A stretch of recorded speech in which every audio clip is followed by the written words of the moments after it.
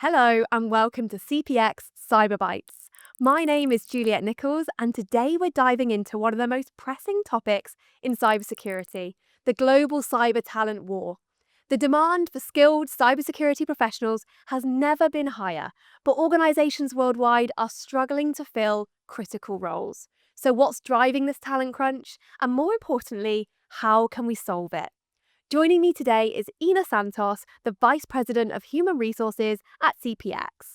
We'll be talking about the widening skills gap, the crucial roles of academia, upskilling, diversity, and innovation in shaping a future ready workforce.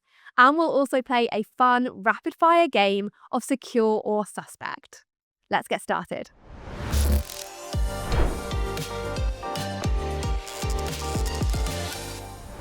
So, Ina, thank you so much for being here today. Thank you so much for having me. It's a pleasure and an honor. I really appreciate your time and hosting me in this lovely dialogue. Okay, so tell us about your current role and tell us about some of the trends that you're seeing in this kind of cybersecurity workforce space. You really are the epitome of kind of the center of this. So tell us all about it. Sure thing. Human resources, human capital, workforce partnership. It all leads to the same conclusion, if you will, which is enabling the business and developing the skill sets, but more importantly, giving a sense of belonging to the workforce. The trends that I am noticing quite effectively, and perhaps more importantly than monetization, if you will, or having a reward system in place that is solid, it is the cultural fits. If you really think about it, your value system really goes into work when, or it's activated when you see a matching value system from a work perspective, or it could be actually a neighborhood, or it could be a union, a relationship. Workplace is no different than that. When you see yourself becoming a better version and deploying your strength, your passion into a demand, which is cybersecurity in this case. Cybersecurity is a pivotal and an essential part of our everyday lives. Whatever money goes, crime follows. That is a fact of life. And for us, being driven by the same mission, which is stopping evil, stopping cybercrime that impacts, affects, and demolishes a lot of lives, gives a meaning to what we are doing. So when you give that sense of belonging to the skill sets that we are tackling and we are going after, I feel the niche talent is what they are looking for, if that makes sense. Yeah, it does. Are there any other trends that you're kind of seeing in this competitive space and this talent? It's called a war, right? It's a Yeah. talent war. Are there any other trends that are coming up? Absolutely. It would depend on which generation we are looking at. If we are talking about millennials, for instance, they are looking for that steadiness. They have achieved, the certain milestones that they have drawn for themselves early on, but they are looking at having a combination of keeping up with self-development, but also giving back. If we're looking about Gen Zs, for instance, there are books being written about Gen Zs. They're looking for that freedom of thought, right? They're looking for, having a development plan not seen as an improvement plan. They don't want to be in that same mold that, people have set out for them, or potentially their parents have set out for them. They're looking for that type of freedom that they can innovate, they can engineer or reverse engineer, detect, and allow, the skills that they have gained into deployment mode. So you make this all sound quite simple. Why do you think it's so complex? What are the factors that are coming into this that make it challenging for kind of attracting and retaining talent? Absolutely. Absolutely. Very good question. Attracting talent is one thing, retaining talent is a whole different thing. You are not in control of several items that can impact somebody's decision into joining a company. However, you do have direct impact in human resources or human capital. You have the impact, but in a more influential way rather than in being an authority, or I call it external authority, knowing the difference between internal authority and external authority. Attracting talent, sure, everybody would be looking for the, I call them the primary suspects, okay? The, Go on. right, the pay, the title, the manager, the culture of the company. Not that you are able to feel it from the get go. Everybody is at their best behavior. Everybody is nice, polished, and shiny. Everybody's putting their best impression. However, culture is something that you need to work on and experience after they have moved in. The number one indicator of someone's successful path in a company is their cultural fit. Mm. Knowledge is acquired, right? Yeah. But having that matching system, if you will, between the values is a determining factor, and feeling that you definitely belong to that culture. Because at times when it's tough, and there's plenty of that for sure, um, you need that support. You need to know that you're backed up. You have to have that sense of belonging to keep you. Hmm. So, are there specific things that you're doing at CPX then that play into that? Tell me more. Absolutely. I think an engaged employee is definitely an employee who wants to belong, who wants to continue. The dangerous part is when there's lack of engagement, or having an objective, and I've heard it before, of receiving your salary at the end of the day, Yeah. or leaving at 5 p.m., or just going through your work schedule and not integrating it with your personal life. It is important to understand the challenges that the workforce are going through. And you're not going to come up with a magic wand and poof the problems away, or, say, look at me, I'm going to be able to help you on all fronts, because that would be a flat out lie. Giving that level of transparency and honesty to the workforce.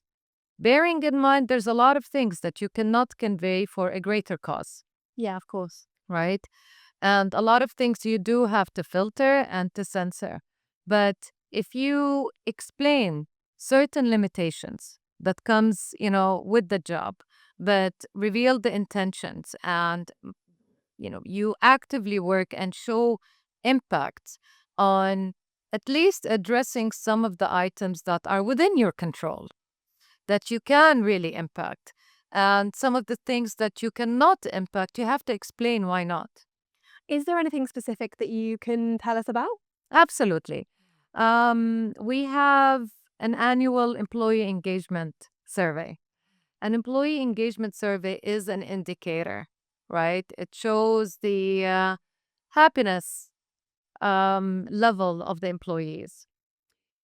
By going over the results, whether good, bad, and ugly, okay, to the employees, to say, you have identified these areas of concerns. You've told us that we're really happy with this. You want us to stop doing this. All right, let's come up with solutions. Let's work together on coming up with solutions.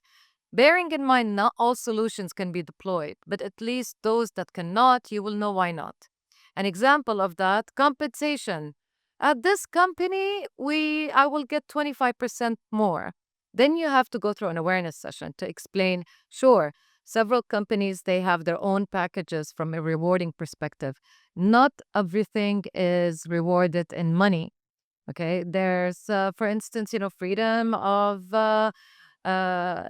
remote working, hybrid, um, you know, uh, working hours. It is not your 9 to 5 and must come to the office and figure out, where to park and go through this and that. Some companies, they offer really good well-being programs, good benefits, but that is compensated on the salary aspect. So I think, if you are to compare apples to apples, you will never reach that level of detail. As human beings, we tend to look on the best side of the other side. Yeah. Okay. But then when you do move on to that other side, you look back and you say, oh, I missed this and that. But that's the nature of the human being, right? Yeah, very true. Very true. Was there anything else that you wanted to share about what CPX is doing in this space before we move Absolutely. on? Yeah. Absolutely. Okay. We do have sessions with our CEO, and it is not an exclusive sessions, so that it's seen, for instance, as a reward mechanism. Um, our CEO every 2 weeks sits down for almost an hour and a half with at least 12 to 15 people across the company from all levels, from different functions, to go over just a dialogue, a conversation on what can be improved, bearing in mind that, again, sometimes the requests are not all achievable. It is uh, almost very difficult, but the prioritization of that and having that level of discussion with the employees, but following through afterwards, and ensuring that we are on the same page from a priorities perspective. That sounds really useful. Okay, let's provide some other kind of ideas for people who are tuning into this now. So, academia and upskilling, that's often talked about as something that's really important in this space. Do you think that could address this shortage that we're seeing, perhaps? That is a really good question. Mm, I do not want to come across that I am belittling or putting academia at a lower important level at all. For me, what I have seen, knowledge can be acquired, yeah. right? Knowledge can be acquired in a classroom, exposure, or doing it directly. Okay, it can acquire the knowledge. Back in the day, if I followed a recipe that is written, chances are I would have messed it up for sure. YouTube comes in, all right, and I see how it's done, and then that is the exposure. But then I pause it and I do it myself, okay? I've gained that knowledge. Next time, I'm not gonna need that level of exposure or experience or support. I've got it embedded in my head. The same thing, in my opinion, not all skills, okay? There are certain skills that, does require that certain level of certification and accreditation. But the knowledge transfer can happen. What you cannot come up with innately is the drive Mhm. and the work ethics. Okay. You've got to have that drive. You've got to have that passion, because that is going to carry you through tough times. And if you master the art of being the best at what you're doing, okay, you have to work as hard on yourself as you are securing the next role or achieving that mission and vision that you have in mind. And if you are lucky enough to match it with a business need or a trend or a requirement, you are set for life. Okay. So when you were talking about cultural fit earlier, that's exactly what you mean. Okay, but on the same kind of path, how about diversity and inclusion? How important is that? Could that potentially, or looking at that, prioritizing that, could that, Um, bridge this talent gap? Yeah. Okay. 100%. If we had, I'll put it this way, if we had one segment of clientele that are being attacked, and we know it's only that segment, I'll tell you it wouldn't be a priority. But everybody is open and everybody is being targeted these days. And it happened to my own family. Uh, Tell me what you mean by that. everybody is vulnerable. Everybody is in a position that can be a victim of cybercrime, whether it being by ransomware or hacking into your email or hacking into your company or, and now we're talking at individual levels, right? We've all seen, movies about it, and they come from somewhere. We've seen the impact on governments, the impact on banking institutions. And I believe it was 2019, if I am not mistaken, there was the first death that resulted from a hacker that attacked a hospital system. Oh, wow. All right. And they could not function anymore because everything is in process, digitized. And unfortunately, there was somebody's life in threat. They could not get to that person, sadly, in time because their systems were down. Oh, that's awful. Yeah. But it does have severe impacts. And I'm telling you, at minute levels.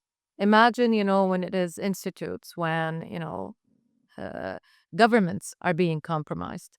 So it is important to focus on the diversity of thought, diversity of background. I think diversity, inclusion, and belonging, when you think of that immediately, you think of a banner that has people from different backgrounds and genders and identities. And sure, absolutely, the minority groups, if you will, they have the shortcuts for somebody that shares their interests, shares their backgrounds, and you need that. You need that. But people don't give enough attention, in my opinion, in a workplace for the diversity of thought. That sales strategy does not have to be in this way because it worked in the United States. We need, to have some input on somebody that can provide, with feedback how it can be better perceived, how it can work better.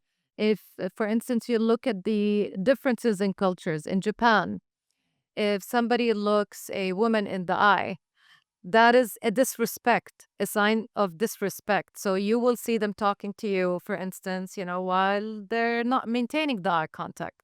That happens in the United States. That is a disrespect as well. Yeah. If somebody, you do not maintain eye contact with me, that means you're disrespecting me. So you need to have that kind of compass, if you will. You need to have that kind of diversity or guidance to have as much as possible a complete set of information that can touch everybody anywhere. That does make a lot of sense. And it's a business reason for looking at diversity and inclusion more than it is just something that we should all be doing. There's a real business necessity for it. So that's really interesting. Are there any other kind of non-traditional sources of talent that are interesting to you or that you're kind of focusing on that you would share? When you say sources of talent, the way of Finding people to fill this kind of talent yes, gap. Yeah. yes. I cannot stress enough on the power of networking. We can have the best resume or CV. We can have, I've seen actually very catchy videos now that are being sent of people recording themselves. Yes, I've seen those. Yeah. Yeah. And I cannot tell you the power of networking, making that impression, having that energy, and understanding the needs before you market yourself. And that's what I meant by the Gen Zs, for instance. They graduate, they want to secure a job. Whatever it is, okay, it's just kind of like instinct. They need to secure a job. After a while, they say, hold on a minute. Yeah, I'm not really sure that's what I signed up for. I'm unhappy. That's not what ChatGPT told me. Okay, because they did not invest enough, okay, in having that direct contact and getting the feel. Sometimes you go and you interview, you talk in certain places, and you kind of feel the aura of the place. You feel the energy. Yeah. And you leave, you can't really put your finger on it, but you feel, I don't know. Your family, your loved ones, they will ask, "How did it go?" Okay, you just went to X company. That's fantastic. And then you kind of like have something that you cannot identify. Whereas when you go somewhere and you feel that energy, you feel, that immediately you've got that belonging, and you've known these people before. And through the word of mouth, you got to know a little bit about their culture. You had the opportunity to interview them as well. It always impresses me when a candidate, especially a fresh or entry level, that they consume most of the time asking me questions. That means they are really interested. They did their homework. And it's not the generic questions of what can you tell me about the job? And okay, it's okay. It's kind of like on the HR side when they say, "Where do you see yourself 5 years from today?" I'll just say, okay, we need to move on from that era, from that decade, from that question, please. Yeah, instead, I would like to say, where do you see yourself and this company, in this case, CPX? How can you see yourself that we can fulfill each other's objectives and and reach that mission and carry it in a best way forward, where we can showcase our value system and the benevolence that we are aiming towards in really stopping crime. Well, on that note, it's funny that you talk about looking to the future because the question I have for you before we move on to our game is about the future. Um, maybe not 5 years. You can go as far into the future as you like, but where do you see this kind of workforce, this talent war in the cybersecurity space Yes. going? And is there anything that you kind of foresee impacting it in the next however long? I'm not going to put a time limit on it. You tell me. Future wise, I I I see that hierarchies that we are familiar with are not going to take shape in the same forum. In other words, I do not think that leadership is going to be sustained on people front. Leadership, in my opinion, and you see it more evident, is the being the subject matter expert. Leadership of practice, leadership of certain skill set. I I don't see the development that we are familiar with in the past. From, okay, my manager now is conducting a performance evaluation, if you will. And my manager now is telling me that I need to brush up on my negotiation skills. I need to go and take a class. I don't think it is going to be evolving on like that. I feel it is going to be more on, I realize that I need to acquire this knowledge because I love doing this, but not having this knowledge is preventing me from doing it. And the manager now is my career counselor, right? That says, okay, you want to do this? This is how I would do it. This is what I would recommend. So I see the level of partnership between the subject matter experts and the support functions in organizations is definitely where it's heading. That's how I feel it is, having that collaborative and enabling culture, irrespective of level.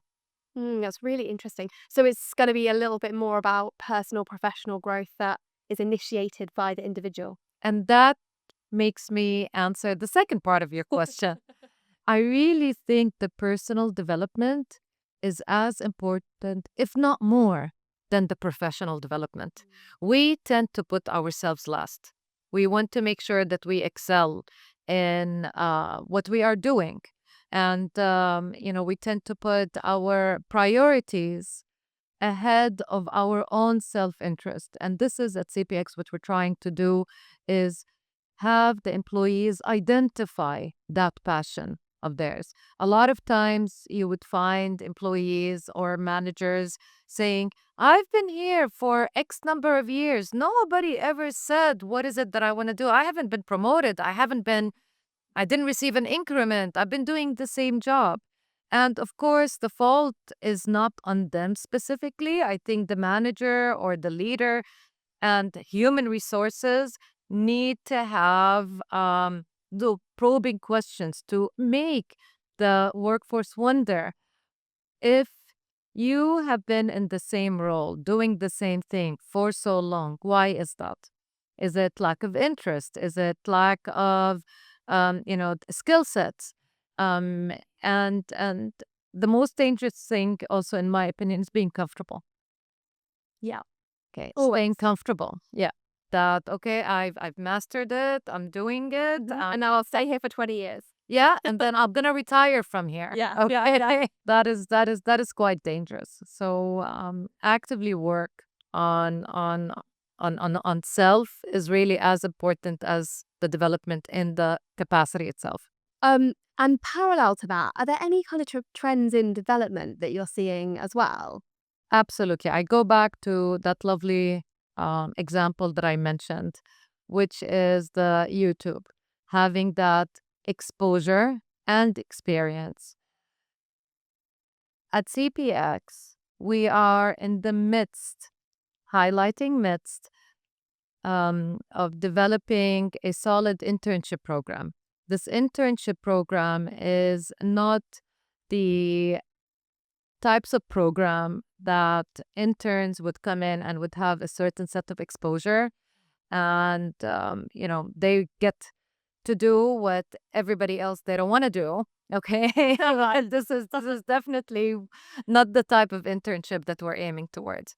We do have a good one in place right now. However, we are revamping it to include exposure in different parts within the cybersecurity realm, if you will. Cybersecurity, when you think about it, immediately you would imagine a bunch of hackers, okay, that they've got their hoodie and, they've got dark circles under their eyes. There's just so many practices within that. And sometimes, especially fresh graduates or students, they don't know what they're going to be falling in love with. So, giving them the right set of exposure in a nice, digestible chunks, if you will, and holding them accountable for providing you with a snapshot on the knowledge they acquired towards the end and why. That is a form of development. In addition, trainings, certifications that could enable you to do your job better. And it's not necessarily the technical knowledge that people need to go through. Sometimes, the behavioral, the soft skills are just as important. It is a known fact, extraordinary leaders, they are a combo of two things, or their success. What makes them extraordinary, they're two things: the technical knowledge, which obviously we can acquire, but the ability to build and maintain healthy relationships is just as important. Okay, let's play a round of secure or suspect. So, this is the Cyber Talent War edition of this game we're playing in every episode. All you need to do is pick one and tell me which of these strategies sounds more like a cyber workforce ready initiative. So, you're going to pick one of these that is the most secure and the least suspect. Make sense? Okay, makes total sense. Okay, so first one, only hiring candidates with traditional computer science degrees or I think I know the answer to this one based on what you just told us, or opening roles to talent from non-traditional backgrounds? Pick one that's the most secure. Definitely the latter. 100%. And I think my eyebrows said it all. Exactly. Okay, second one. Filling roles with short-term consultants or upskilling and internal career growth. Again, you've totally touched on this. Which one do you pick? Which one's more secure? The first one was filling roles with, Short-term consultants. People that are going to come and go. or Upskilling and internal career growth. there's no option for a combo, is there? I'm sure you can create a combo if you want to. That's not really the aim of the game here, but go on. Tell us what you think. If if I had to choose one, definitely the latter. Okay. However, like we said earlier, being comfortable and in the same role for a while is quite dangerous. There are trends. There are, the next big thing. We do know how AI now is part of our everyday life, and we are trying to figure out a way that we can use it for our best benefit, and having it as a research and a mechanism that will help us rather than hijacking our soul, for instance. So I'll go for combo. Uh, if there is a chance, Okay, combo. I'll go It's a for quick combo. fire, Ina. So, okay, fire. Next one's okay. Focusing solely on technical skills when you're hiring or looking for soft skills like communication too. You come on, you told us. I, You I told did, yeah. I did. However, if it is going to be something from the get-go, let me put it this way. If we are looking at an attorney role, all right, Yes. then yeah, no matter how soft their skills are, okay, they're not going to fill their jobs, or provide that technical knowledge. Yeah. However, again, if I have to choose one, it would be the communication skills, the way they, would brand the culture, the employer, and how they come across, how are they willing to collaborate within their ecosystem internally. But ideally both. Ideally both. Ideally both. Okay. Recruiting from the same talent pools as everyone else or exploring neurodiverse, mid-career switchers and underrepresented groups. The latter for sure. Okay. And I'll tell you why. It is when you're looking for that diversity of thought, when you are looking for that non-conventional ways of acquiring talent, you want to, um, for the lack of better expression, headhunt, all right, rather than screen the resumes. Of course, you have to screen and you have to address the applicants' inquiries. But when you have that targeted approach with your sourcing, is when it's, I feel, is the most beneficial for both sides. Okay.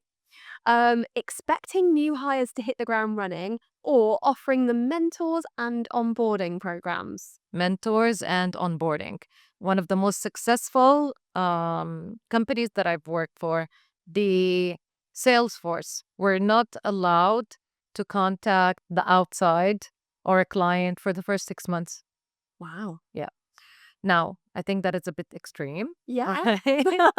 But if you can have, again, a combo, having the mentor, a coach as well, and having a buddy, somebody who would, tell you about all of the unwritten rules and the culture, someone that you can rely on and ask the questions that you might think they're goofy or they're corny, okay, that, you're not going to be judged. Yeah. It's your little team, isn't it? Absolutely. Okay, last one.